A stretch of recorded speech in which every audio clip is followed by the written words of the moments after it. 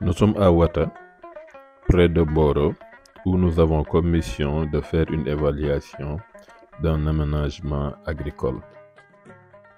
Après une évaluation de l'aménagement et du matériel installé, nous allons fournir des recommandations pour une meilleure mise en valeur de l'espace.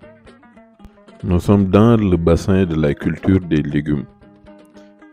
Cette zone fournit l'essentiel de la production maraîchère au Sénégal. Le champ se trouve entre les dépressions dunaires des Niayes. Le sol est de type sablonneux marqué par une faible rétention de l'eau et de la matière organique. Il a été aménagé mais non encore clôturé. Il y a donc un risque de divagation des animaux.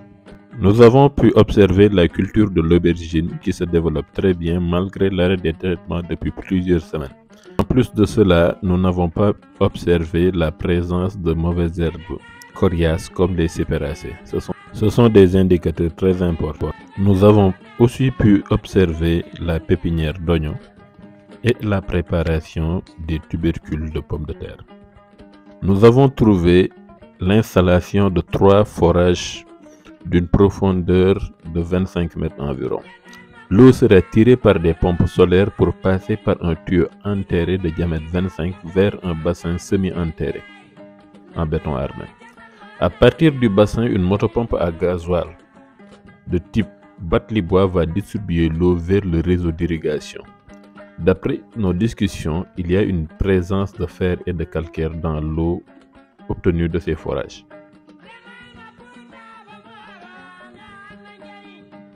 Le matériel d'irrigation installé est constitué d'un système par aspersion avec des canons de portée théorique 25 mètres et un système de goutte à goutte avec filtre incorporé sur la gaine. Un filtre à disque de diamètre 90 a été monté sur le réseau. Le réseau est alimenté par des tuyaux 90 et 63.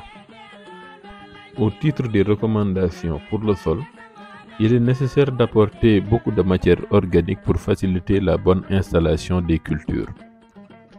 Il faut aussi réorganiser le champ en petites parcelles de culture faciles à identifier. Il permettra la sécurisation du site, avoir l'historique de chaque parcelle pour la rotation culturelle. C'est aussi nécessaire pour choisir les parcelles à usage arboricole. Il faudra ensuite aménager des voies pour le déplacement lors de la production et le transport des récoltes. Il faut ensuite matérialiser le réseau enterré en surface pour protéger ce réseau au moment de faire le labour.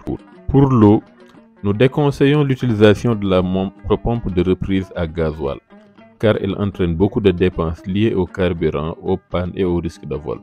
Il est préférable de le remplacer par un suppresseur solaire lié à des batteries.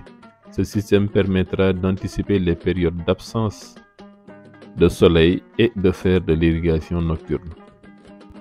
La qualité de l'eau peut jouer sur la durée de vie du système d'irrigation. Il faudra veiller à nettoyer fréquemment les filtres.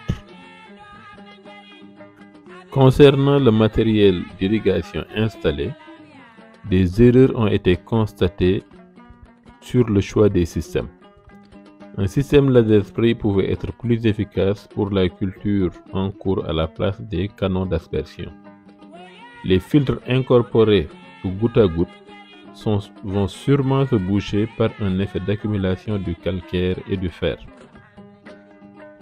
Il faudra en plus de l'usage régulier de l'acide pour déboucher les gaines, penser à drainer régulièrement le réseau de ces impuretés. Voilà donc ce qu'on a pu constater lors de cette mission.